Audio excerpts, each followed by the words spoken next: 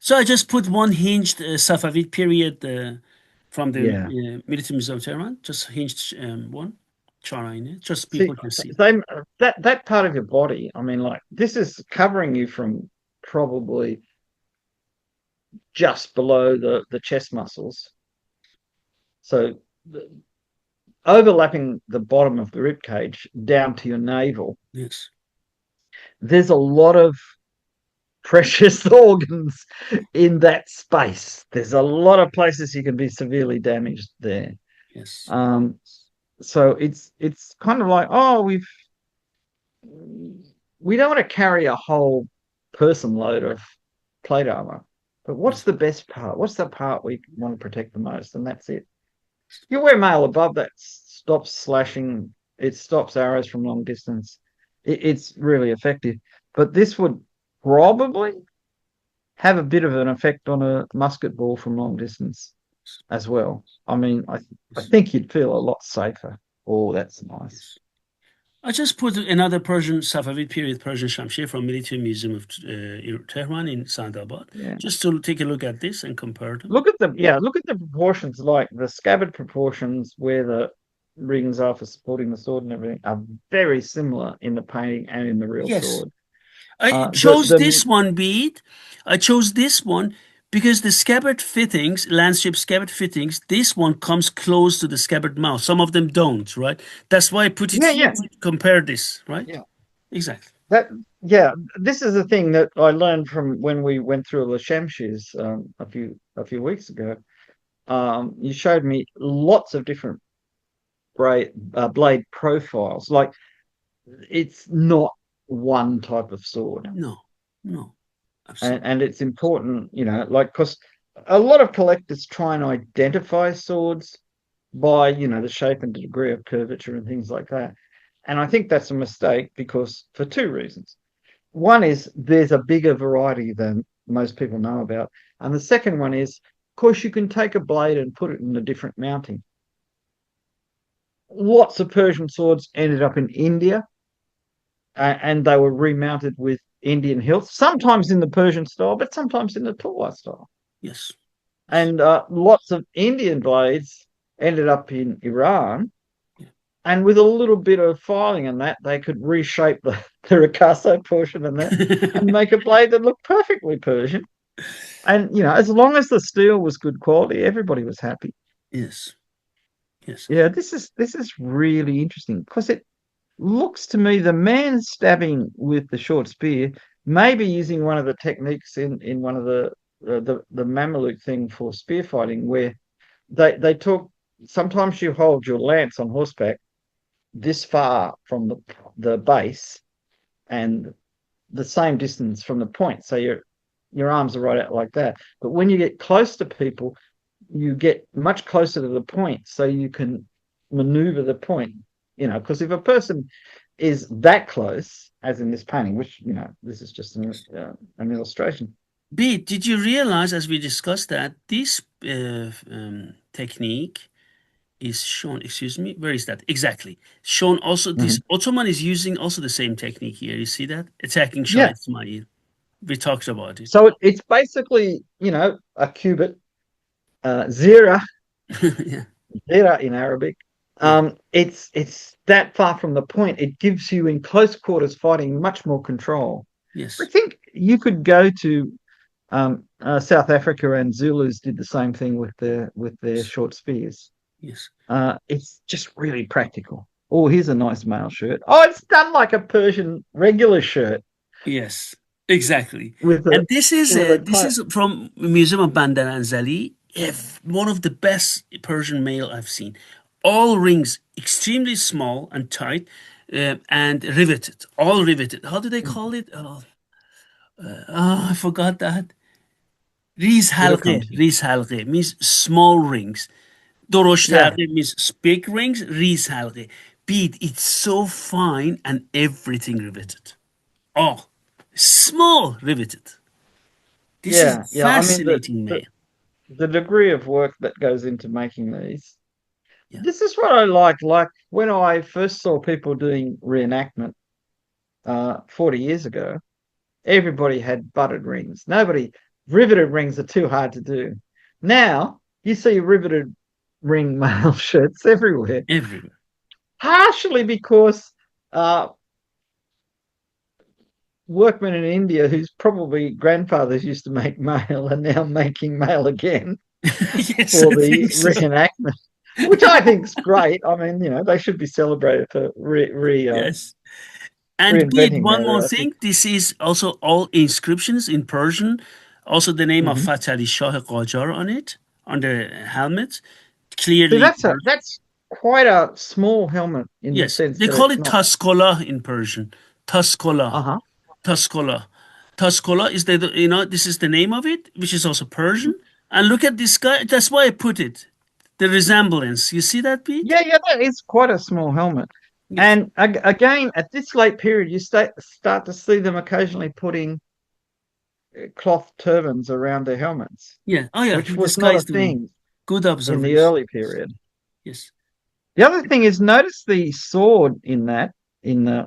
person who's defending himself with his shield. Yeah. That actually does have the turned over pommel. Yes, it does. So showing that that was quite normal then. So you see subtle varieties of different pommels, which Yes. may be Yes. different Yes. styles of Yes. fighting, but really quite. Absolutely. Very beautiful. And he's using a hide shield. You see that, Pete? This guy? Yeah. Color comes out really well.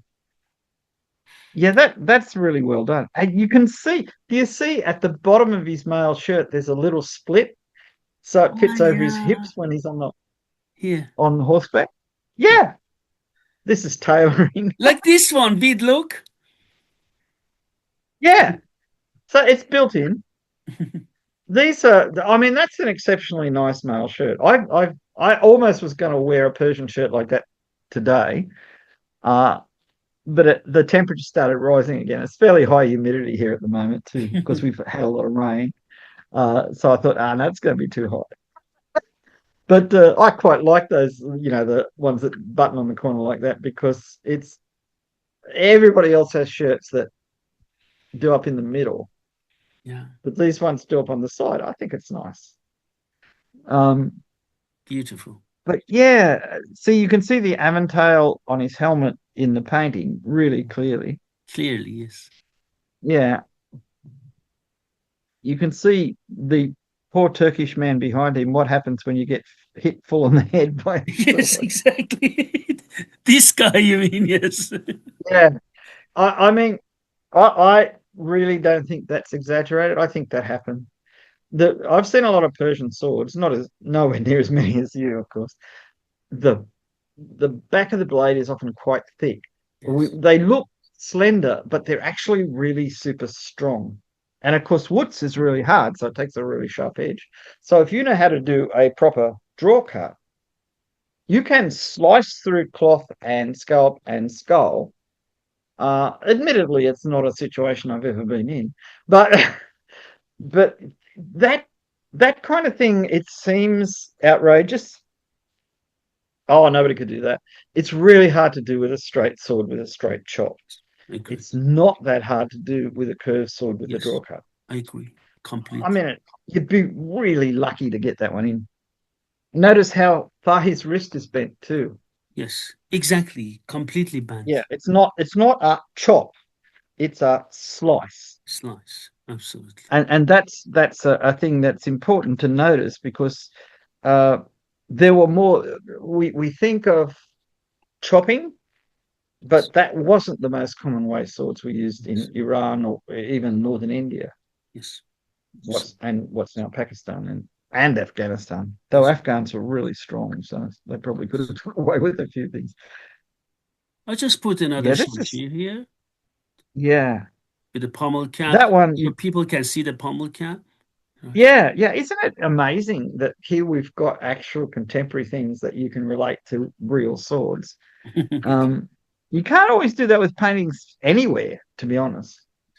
Um, in European paintings of the 17th century, often swords are much shorter than they really were in real life. You Because know, we've got the swords, they're in museums, Pete, and next time often they when I show go them. to Iran, in every city in Iran, from different periods, we have wall paintings like that, and I'm going to Oh, that's record great. all of them. Do you know why? Because the wall paintings, you exactly know when they were painted, and they will give us valuable information. As Oh yeah, important as miniatures are, and I have shown many from Iran, I yeah, think wall paintings are as well as very important because we lack information about them. Beat, you understand what I? yeah. And the other thing is, wall paintings don't move around, Yeah, so you know it was done there. yeah, Uh, that's right. Unless you're in a German museum where people like von Lecoq brought back whole walls from Central Asia. Notice his foot in the stirrup. It's a different type of stirrup, Ah, which yeah, here, quite a few have survived from Iran. And he's standing on the ball of his foot. He's not. yes, He hasn't pushed it all the way in. yes, That's more. The stirrup is typically Safavid, but the stance is more 17th, 18th century Mongol and Manchu. That is standing on the ball of your foot so that your heel is high and your toe is low. Um, but this is, we've got to remember that the people painting this saw horsemen every day. yes, yes, yes, So it's not a photograph. So maybe the guys in this battle, nobody rode like that, but somebody rode like that. And it's a well known type of writing. I'm just trying to see. I'm guessing he's dropped his reins. His reins are probably hooked on the pommel of his saddle because he's using both hands. yes, He can't hold his reins in the hand that's holding the shield because look how far it is away from the yeah, horse's head. yeah, And typically reins are only about 2 meters long from ring to ring of the bit. Um, yes, in Persia, when they were using ring bits, yes. which ring curbs, the reins were somewhat longer and they were in two pieces and they were knotted together with a loop and everything, which is typical. And he is using Bazuban speed as well. Yeah, and you can see how well they're protecting his elbows. I keep talking about that because I've seen people. I stopped by the side of the road when I saw an old lady once sitting on the grass, and I thought there's something wrong, and she'd fallen over and she dislocated her elbow. It's in. I found her husband, and he rang an ambulance, and she got better, so it was okay. But it's your elbow is really vulnerable, Very. and you can cause problems just by falling and hitting it. But imagine when people are swinging swords and maces, even the shaft of a spear. If you hit someone on the point of the elbow with the shaft of a spear, they would be in intense pain for several minutes. They would stop thinking about fighting. Absolutely. Yes, absolutely. I mean, look, honestly, some people get so wound up by Yes, adrenaline in their system. yes, Eh, they don't feel anything. They're in the zone kind of thing. That does happen. But most people are normal. And when something really painful happens, like you get hit there, you're holding a sword, you drop the sword. yes. And he's also wearing Uh, a helmet here. Do you see that beat here? yeah. So we've got quite a few people wearing helmets Yes. with like scarves wrapped around them. I wouldn't call them turbans because they don't cover the whole of the No, helmet. no. Um, I'm wondering because they're in different colors, they might even signify regiments. Yes, yes, Because I mean, back in the 1400s, it wasn't uncommon for a regiment of cavalry to be all mounted on the same coloured horse, yes. if people were rich enough to do that. And now take a look at Sultan Selim. Yavuz, Yavuz Sultan Selim. Uh, in the West, we translate that as grim, Selim the Grim, but I think it actually means stern, Stern. Yes. like a strong father figure. Exactly. Not, Um, it's not grim. Exactly. It's not grim. It's stern. Absolutely. yeah, yeah. You notice he's got pistols in holsters on his saddle, just Ah, next to his that's knee. right. Here. Uh, Yeah. Here, right? Yeah. Yeah. Um, I'm just trying to see. So the Janissaries, because they're wearing that Janissary hat, the Yes. felt hat, they're wearing like shoes and Yeah. trousers, or possibly their leggings wrapped around their trousers, the white parts Yes. that don't quite reach their shoes. Mm-hmm. Um, though it wasn't uncommon to have shalwar with the Mm-hmm. quite wide, Mm-hmm. almost to the knees, but then tapering in on the calves of the legs, Yeah. because it's just a practical thing to do. Yes. He's wearing a massive jeweled belt. See the giant emeralds or jade pieces from his belt. This is Sultan Mm-hmm. Selim. Um, the the shabrak, the saddle blanket that's covering the rear half of his horse, is actually in a more Safavid style. The Turkish ones tend, the points don't, they tend to kind of come down a bit further. But um, I wouldn't be surprised that he actually had one like that, or they'd at least seen one. There's cannons in the background because the reason that the Turks won at Chaldiran was because they convinced Shah Ismail to charge his cavalry against entrenched guns, which is a bad idea. If he just held off, they probably would have run out of supplies and never got to Tabriz. But he was so used to winning battles that he thought he could just overrun them, Mm-hmm. which was a mistake. Yes. And let's go ahead, Pete. Pistol. Oh, yes, here's our man with his pistol. Uh, I just suddenly realized the man. So there's a man with his pistol who's Turkish. He's shooting what I assume is a Safavid soldier in a Cha'ina, Yeah. who's brandishing a mace at the same time as grabbing the cummerbund of the rider to his left, Yes. who's lost his helmet or his hat.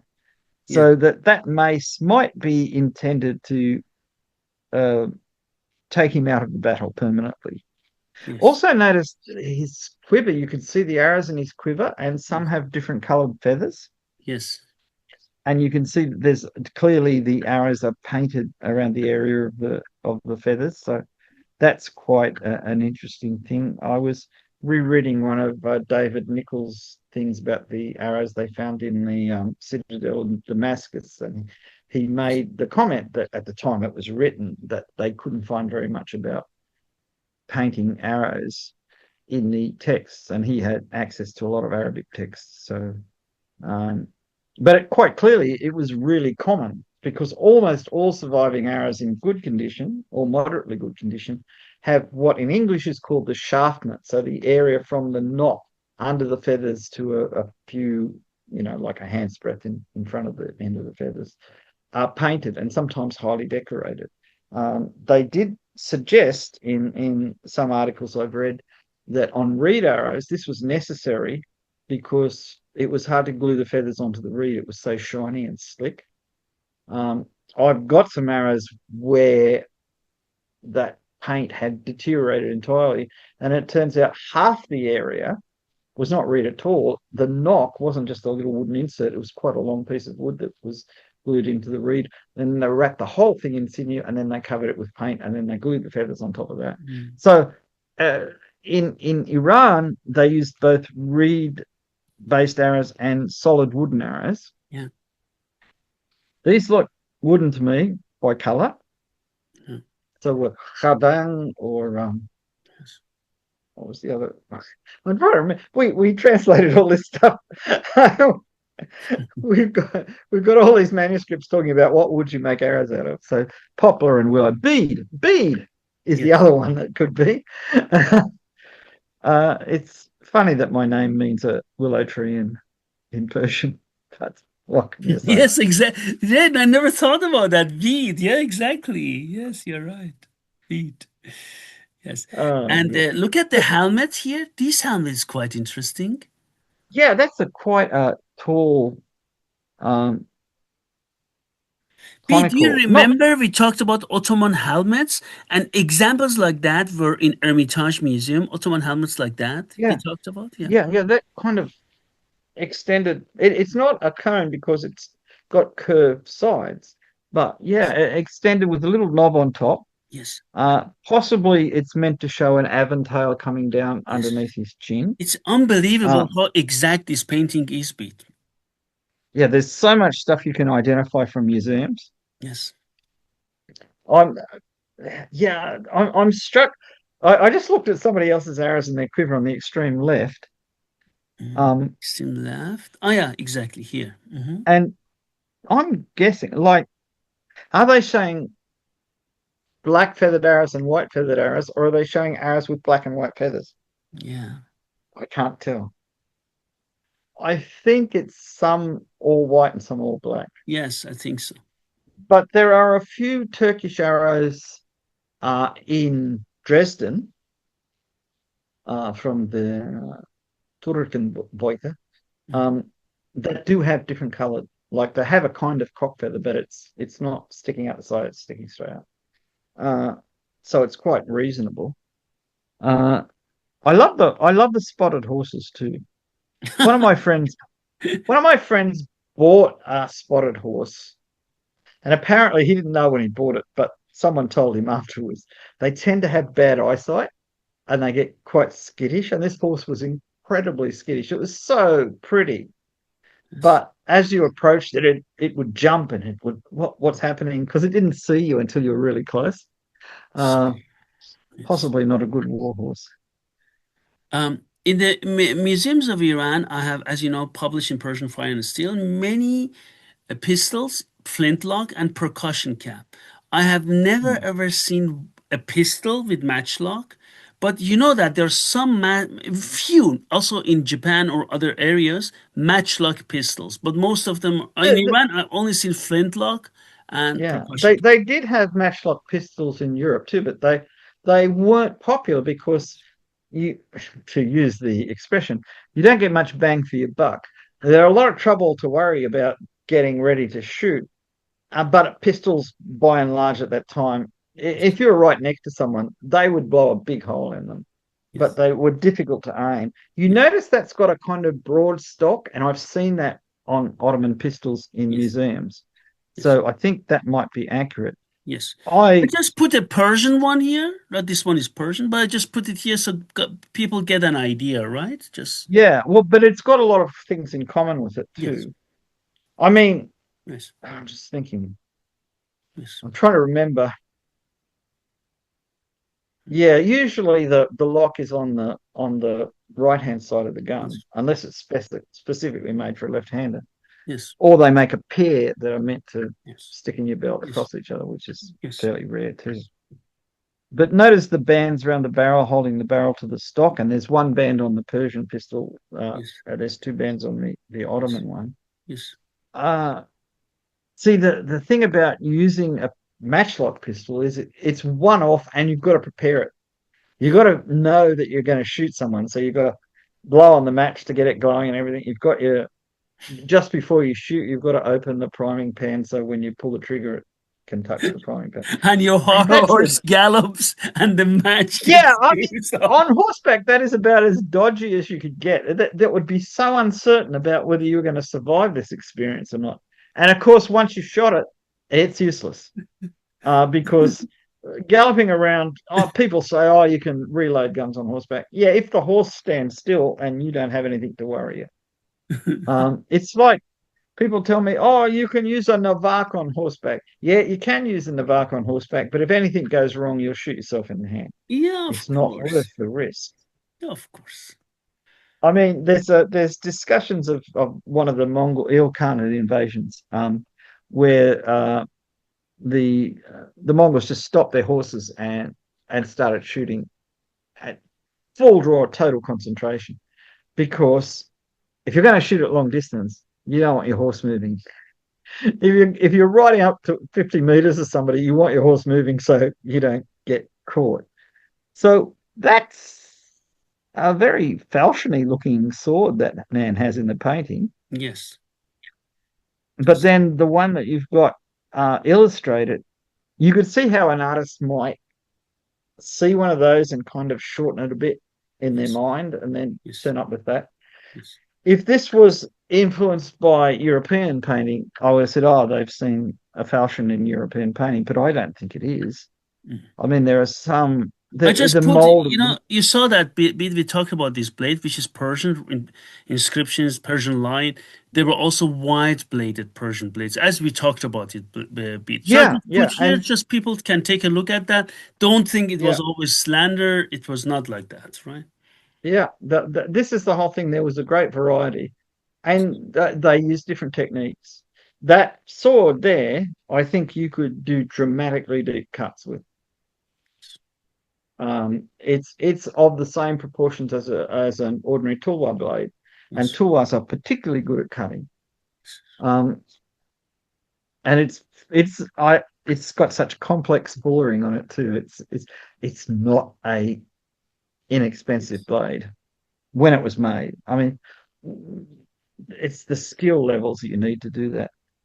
So we can go here now. Ah, Another rider with the shamshir. You see that here, Pete? yeah, and it's facing backwards. He's also got a yeah. Is that under his leg? No, I'm trying to. Oh, he's got someone on the horse behind him, a captive. I'm getting the legs mixed up. This guy's got too many legs. Yes. But No it's two idea. He has a people. captive. Yes. Yeah. The old man is in the bottom left is being held someone, and notice two gold line things folded back on his bazu band. Yeah, the same thing again. You're I think right. that's what it's meant there. Then, Yes. What is he um, doing? I think he's trying to rescue the old man. Yes, I think so. Yes. The old man he doesn't look particularly Turkish. His shirt looks more Iranian than Turkish, Yes, he doesn't it? does. Yeah. So I'm guessing maybe he's come off his horse and this guy's gone to his rescue. In the Yes. meantime, the other guy has captured a Turkish Olan, Yes, it's a Turkish young Ghulam. Yeah. man, boy, He's and is breathing from carrying his him off. nose, the Turkish Ghulam.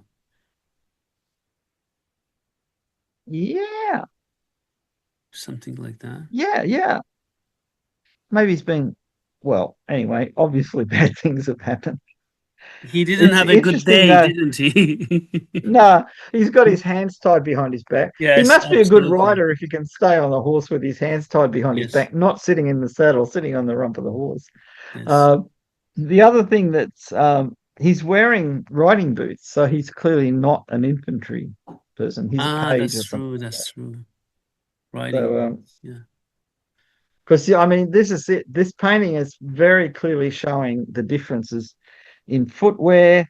In Did you see this well, gentleman here? He's missing some part, right? Look this. yeah, Yeah. he's lost his hand. His shirt, the button has come undone. It's fallen open. Yeah. Um, Yeah. look how wide the sleeves are. See, tucked inside his kaftan. You don't know they've got wide sleeves, but It is amazing how and much information is in one painting. this Honestly, when you is talk about it, you realize absolutely it, right? packed. Uh, you notice in the top left-hand corner, there's a man with a khanjar Ah, with a yeah, I didn't see slightly it different before. hilt shape Yeah, and a gilded scabbard. yeah, I didn't see that before. Yeah, another Khanjar. You're right. I didn't pay attention to that. Yeah, this is Ah. this is really, really detailed. I'm sure that when this was done, everybody knew who everybody was in the painting. Yes, I mean, we can recognize Shah Ismail and Sultan Selim, but I yes, bet there are people here that were part of the yes, history. Because remember, this is what if it's 1660s and this happened in 1520 or something like that. yes, Um, so that's 140 years earlier. But there'd still be, they know who people were there, and yes. you're the grandson of such and such. Well, Unbelievable. honestly, they didn't use models, but you could imagine them doing something like that. It's interesting how easily the sword reverses on the belt. Yes. So his sword is facing backwards, which you often see in paintings. Yes, and because it different really types of does. hanging the sword shown in this painting. Yeah, sometimes long straps that the tops are close together on the belt, which makes it easy for it to flip one way or the other. Other times, shorter straps that are further apart, which means it tends to hang that way consistently. Yes. Um, I'm just trying to see. There's the man to the left of the captive Olan is wearing char. You can see like the clasps where it's closed. Yes. Um, Yes. Clasps. Yes. Here. yeah, Bede is talking yeah, about these guys. This ones. Yeah. yeah. Because it would be quite easy. It would open out. It's much easier to do up if the join is to the front rather than exactly on the side. So a charina can have a breastplate, a back plate, the two side plates, so that they don't have hinges right down the side. They have them to the back and to the front of the side, which Yes. I think is a lot easier to put on. I have a kind of modern reproduction charina in a box somewhere, and when I put it on, there might even be a photograph of me on a horse with it on, looking very surprised because it's really heavy. Um, and they sit quite well. Yes. I mean, you wouldn't want to wear them over thin clothes, but they sit quite well. The ones in the museums where they're in good condition often have quilted padding that's glued to the inside so that they don't damage your clothes and whatever. Yes. Yeah, there's just so much going on there. Yeah. Oh, I can see our friend with the strange mustache and sideburns to the right there. Um, yeah, it's just It's so much going on. unbelievable. Bede, look at this one. Look at, let's concentrate here. This guy you see with the khanjar. What is he Yeah, taking? What is he doing? is that a spear? Is somebody stabbing him with a spear from behind? Yeah, something. Yeah. He's you can see the metal part of the bazu band on the palm, on the back of the palm, on his hand. See? Yeah. No, the other hand, the lower hand. Lower hand. Ah, here See? you go. Excellent, Bede. Here you go. You see the mitten. Yeah. Excellent. Here you go. You see? Now I'm going to make a guess here because it's not entirely clear because there's a shadow, but I think the man in the white turban with the red baton coming out of it has stabbed that man with a spear, Yeah. and his hand is back, and he's I realize no one can see what I'm doing, but he's brought his hand back and he's stabbing forward like that, and Yes. he's coming from the left and And stabbing he's him in the trying right to hand defend side. himself, as we say it in manuscripts, they say grabbing the shaft. Yeah. Yeah, That's, yeah, which is it's better than nothing. yes. That's Oh, right. there's so much going on here. My God, I didn't see this bazuband with a mitten on it, right? Yeah, well, it just suddenly jumped out at me while we were talking. I'm like, oh, wait a Yeah, minute, I recognize that. fascinating. Uh, Yeah, yeah. there's a spear being held by somebody, which Yeah, has a loop of cord tied below the spearhead, black cord. This yeah, is neyse ber duş nahodan. Yeah, exactly here. yeah.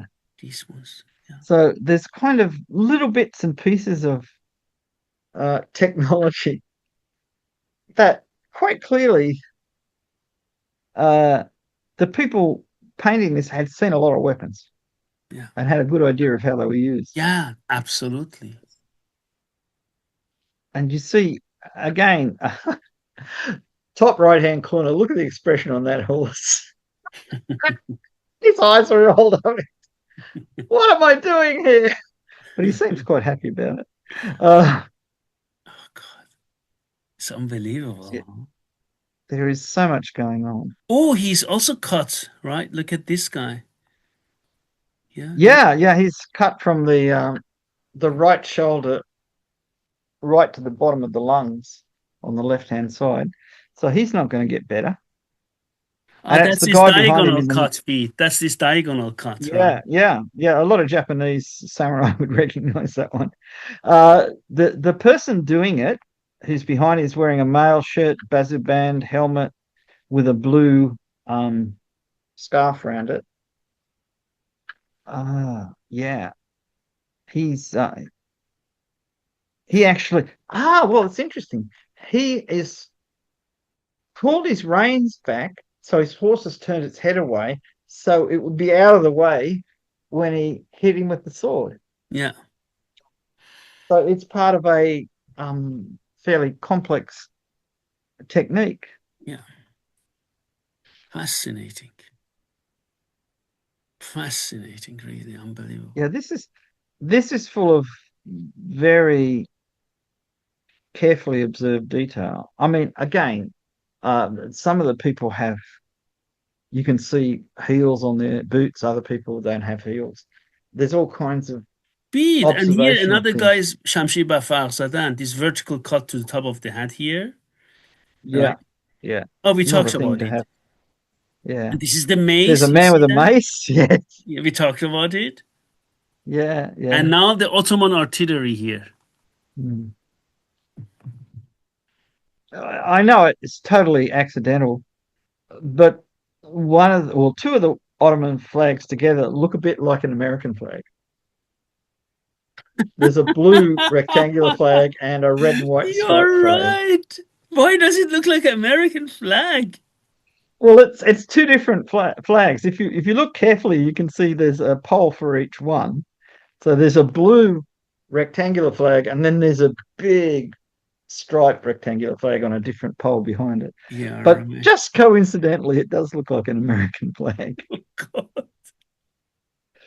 Oh Oh, God, we are right. I didn't think about this one. Pete, I have a yes. look at here. Yeah, yeah. Obviously, there's actually when as you go up the painting, there's more and more dead bodies. I Yes. mean, beheading people was a common thing for two reasons. One, it's a good way of stopping them following you because they don't do anything after you cut their head off. And the other is you sometimes got rewarded if you brought in heads. You got a payment. The irregular fighters in the Ottoman army often brought their own equipment, which they paid for, Yes. and basically just got fed. And whatever they took as booty, that was how they were really paid. They didn't get a stipend. And Yes. one of the ways they got paid was if they turned up with a head, Yes. because you get a certain, like a gold coin or a silver coin or something for bringing in an enemy head. It Yes. is fairly important that it is an enemy head. That was always a problem. In the old days, people used to get into trouble because they just, in the ancient Egyptian times, they used to cut off hands and then they'd count the hands to find out Yes. how many people that they'd killed. But of course, you have a left and a right hand. And they were supposed to cut off one, but some people trying to get rewarded would cut off different ones. This man using his mace is seems to be very solid in his stance. He really is he's getting ready to deliver a really powerful blow.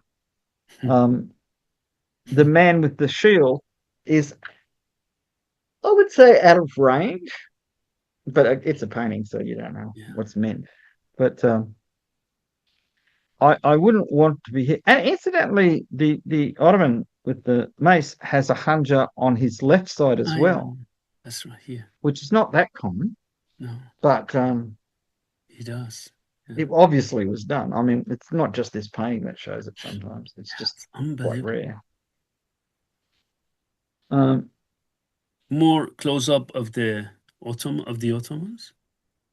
yeah, well, it's interesting that the barrels are quite well painted, but the wheels and that are a little bit sketchy. We knew what they were, but we weren't that familiar with them. Um, there's a lot of detail. I mean, Bede, look at the up there. postures of yeah. Oh yeah, we got some sheep in the background. Yeah. If I were those sheep, I'd be worried because you might be dinner tonight. I wonder. Unbelievable. See, it's in one case the lower dead man. or dying man is actually crawling back to the Ottoman thing. You can see he's reached out his arms to pull Yes. himself back towards the guns because they're his fellow soldiers. Um, And Bede, look at this. What is this face doing here? I think that's somebody's head got blown. Oh, okay. I mean, it could be just random, but there are heads all over the ground as well. I have a feeling that the damage done by the cannon was so intense. This is just a way of showing just Yeah. how bad it Absolutely. was. Um, Yeah. because there may be, it's hard to tell. There may be another head in the cloud of gunpowder below him as well. Yeah. Uh, it looks a bit like a Persian face, Yeah. so maybe that's what it's meant to be. You notice, oops, Excuse me. Go ahead. I was going to say amongst the gunners, there are some men with full beards, Yes. whereas everyone's got moustaches. Yes. Right. Yeah, so, So, you Bede, know, this was the first